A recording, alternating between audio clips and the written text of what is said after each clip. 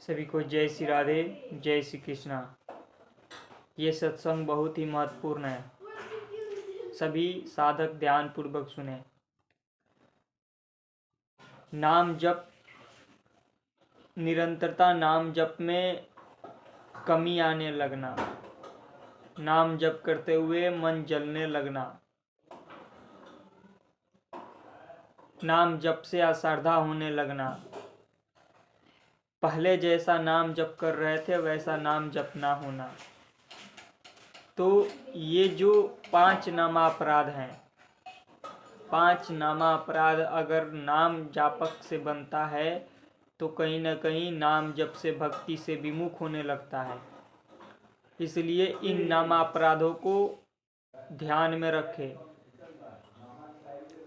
ये 5 नामापराध बहुत ही जिनके अंदर ये नामापराध हो जाता है उनका मन जलने लगता है, नाम जब भक्ति से विमुख होने लगेगा, फिर संसारिक प्रपंच उनके ऊपर छा जाता है। तो इसलिए ये नामापराध से बचें। पहला नामापराध है किसी भी संत को देखकर भेदभाव करना, किसी भी संतों में भेदभाव करना। वो कैसे भी संत हो, हम उनको देखकर भेदभाव, हमारे अंदर उनके प्रति गलत भावना, गलत सोच ना हो। संतों का अलग अलग लीला होता है, अलग अलग उनकी रहनी होती है। तो आप ये देखकर कि ये ऐसे हैं और ये तो भजन नहीं करते, ये तो केवल बैठे रहते हैं, ये नामापराध में सबसे बड़ा नामापराध है। आप केवल बाहरी लीला देखते हो, आंतरिक लीला कुछ और होती है संतों की। इसलिए किसी भी संत को देखकर दोष दर्शन ना करें, किसी भी संत के प्रति अपराध ना बने, किसी भी वैष्णव भक्त के प्रति अपराध ना बने। दूसरा नामापराध है भगवान के नामों को और भगवान के विग्रह में भेद करना। ये तो राम जी हैं, ये कृष्ण जी हैं, ये शिव जी हैं, इनमें भेद करना ये सबसे बड़ा अपराध है। और नामों में भेद करना, भगवान के नाम में रूप में भेद करना। नाम में जो आपको प्रिय है वो आप नाम जप करो। जैसे राम राम जप करते हो तो राम जी को ही सब रूपों में देखो, कृष्ण जी को मानते हो तो कृष्ण जी को ही सब रूपों में देखो। किसी भी इष्ट में भेदभाव ना करे और किसी भी नाम में भेद ना करे।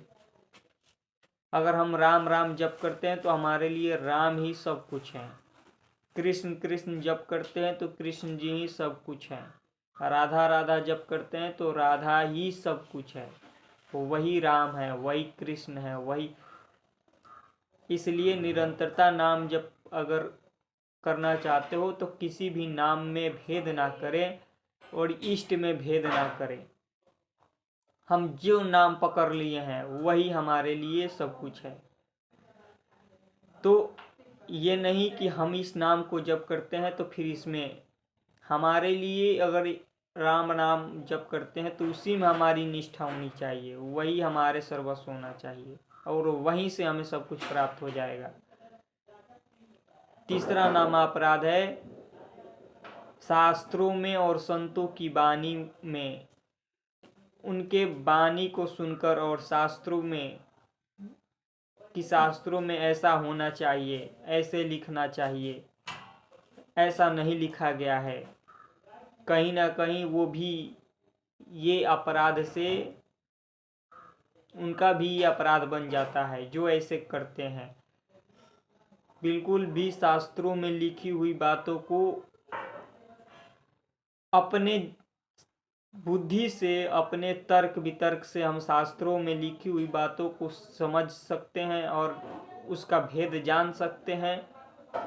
बड़े बड़े अद्भुत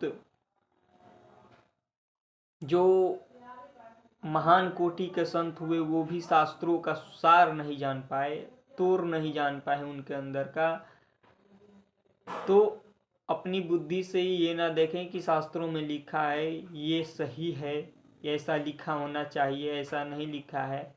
ज्ञानी बनने लगते हैं और यही ज्ञानी उनको भक्ति से विमुख कर देता है, भगवान से विमुख हो जाते हैं। फिर लिखी पढ़ी बातें उनके लिए हो जाता है, वो अंदर से नहीं होते, बाहर से दिखावेपन का केवल होता है।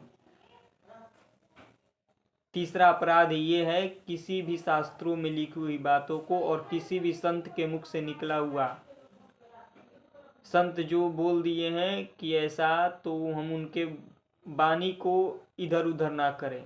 अगर हमें मानना है तो माने, नहीं मानना है तो उनकी वाणी को सुनना छोड़ दें। कोई कैसा भी संत हो, अगर वो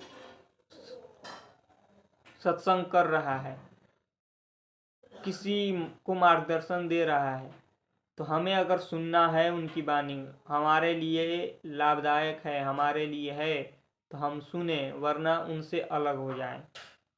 हमें जिसको प्रिय लगता है हम उन्हीं को सुने, पर हमें भेद नहीं करना है ऐसा ये क्यों बोल रहे हैं, वो उनकी अवस्था है। इसलिए किसी भी संत में, किसी भी संत के वाणी में भेद ना करें। चौथा नामा अपराध है धामों में जाकर दोष दर्शन करना। धामों में जाकर संतों को देखकर दोष दर्शन, वहाँ के धाम वासियों को देखकर दोष दर्शन करना, ये सबसे बड़ा अपराध है। इसको अगर जो करता है तो वो तो भगवान के नाम रूप लीला धाम से विमुख ही हो जाएगा, भगवान से विमुख हो जाएगा, भगवान की भक्ति से विमुख हो जाएगा। धाम में जाकर वहाँ के संतों को, वहाँ के धामवासियों को देखकर हम जो अपने मन में, तो ये वहाँ अगर जाएं तो नम्र भाव से जाएं, पूज्य भाव से जाएं। हम भगवान के धाम में आए हैं, यह भगवान का धाम है, और यहाँ हमें जो भी हमारे लिए, तो ये सब भगवान स्वरूप हैं, क्योंकि ये भगवान के धाम में पड़े हैं जहाँ भगवान लीला किए हैं। अगर हम उनको देखकर कि ये ऐसे आचरण करते हैं, ऐसे हैं, बहुत बड़ी हानि हो जाएगी। आप नहीं जानते हो वो कहाँ पड़े हैं। वो वहाँ पड़े हैं जहाँ ब्रह्मा और भगवान शंकर भी प्रवेश पाने के लिए भगवान से अर्जी लगाते हैं कि हमें कुछ समय मिल जाए, जो हम आपके धाम में जाएं और वहाँ हम विचरण करें, वहाँ का आनंद लें। ऐसे भी नहीं मिलता है उनको। लक्ष्मी जी याचना करती रहती हैं कि धाम में हमें थोड़ा मिल जाए जाने को, पर भगवान के धाम में नहीं मिलता है जाने को। और वहाँ वो पड़े हुए हैं जहाँ भगवान का धाम है। समझो कि वो कहाँ पड़े हैं। आप ये मत देखो कि ये ऐसे हैं। अरे अनंत जन्मों का उनका जो साधन है वो सब साधन हो चुका है, तब वो धाम में पड़े हैं। आप 2-4 दिन के लिए धाम जाते हो और दोष दर्शन करते हो, तो फिर वो भगवान के धाम में पड़े हैं, समझो।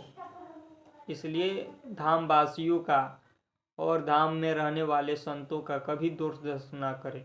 जहाँ तक हो उनकी मदद करें, उनको कुछ देना है तो उनको दें, श्रद्धा से दें, नाम जप करते हुए दें, भाव से दें, परिक्रमा करें। वहाँ जो भी पशु पक्षी हैं उनकी सेवा कर दें। ऐसे अगर चलोगे तो भगवान की भक्ति विशेष आपके अंदर प्रभाव कर जाएगी। इसलिए धाम में जाकर वहाँ के संतों का दोष दर्शन, वहाँ के पशु पक्षी, लता पता वृक्ष सब में भगवान का स्वरूप समझे। वहाँ मिट्टी को, रज को लाकर माथे पर लगाएं। 5वां सबसे बड़ा है, हम अपने आप को भक्त समझते हैं और दूसरों को अभक्त समझते हैं। अरे वो तो भक्ति नहीं करते, वो तो ऐसे हैं। अरे हम तो इतने नाम जप करते हैं, वो परपंच करते हैं। नहीं, ऐसा मत समझो। उनको भी पूज्य भाव रखो, उनको भी देखो कि वो भगवान के, अरे 2 ही नाम लिए, हमारे भगवान के नाम लिए हैं, इसलिए अगर भगवान से कैसे भी वो जुड़े हैं, भगवान से कैसे भी उनकी लगाव है, तो हम अपने से ज़्यादा उनको महत्व दें। ये हमारे कितने बड़े, देखो हमारे भगवान का नाम जप करते हैं, हम ये ना देखें कि हमारे अंदर हम कितना नाम जप करते हैं, अरे वो तो प्रपंच करते हैं, ये बहुत बड़ी हानि हो जाएगी। और ये अहंकार को पुष्ट करता है, कहीं ना कहीं ये अहंकार है, अपने को बड़ा मानना, लोगों को, दूसरे को छोटा मानना, ये अहंकार है और ये हमें नीचे गिराएगा। इसलिए इस अहंकार को कम करें और निरंतरता नाम जप करें, किसी भी दोष दर्शन ना करें और ऐसे लोगों से दूरी रखें जो भक्ति के बाद भक्ति करना नहीं चाहते। उनको अगर हम बताते भी हैं, उनका मन मलिन भी है, तो कहीं ना कहीं वो तर्क वितर्क पे उतर जाएंगे, क्योंकि उनका मन मलिन है। जो भक्त हैं उनसे हमें लगाव रखना चाहिए, जो साधक हैं, जो भक्त हैं, उनसे लगाव रखना चाहिए। उनसे कोई भी हमें बात, अगर भक्ति की चर्चा करनी है तो कर लेना चाहिए। ऐसे लोगों से हम भक्ति की चर्चा करेंगे जो कि थोड़ा भी भगवान की ओर प्रिय नहीं है, प्रपंच करते हैं दिन रात, तो कहीं ना कहीं हमारा हृदय जलेगा, हमें भक्ति से मन विमुख होने लगेगा, क्योंकि उनकी बातें, उनकी प्रपंच हमारे मन पर आएगी।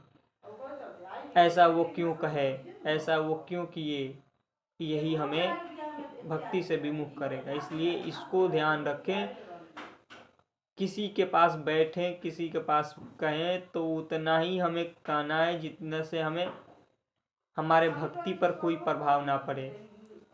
और ऐसे लोगों से तो बात ही नहीं करना है जो विमुख हैं, जो पापाचरण में रहते हैं, ऐसे लोगों से हमें दूरी रखना है। केवल भक्तों से, भक्ति के संबंध से, संतों के आज्ञा पर चलते रहना, इसी से हमारी भक्ति पुष्ट हो जाएगी।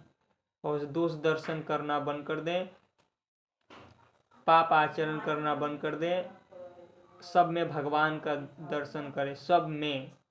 अगर कोई भी दो भी नाम लिया है तो उसको भी अपने से बड़ा महत्व दें।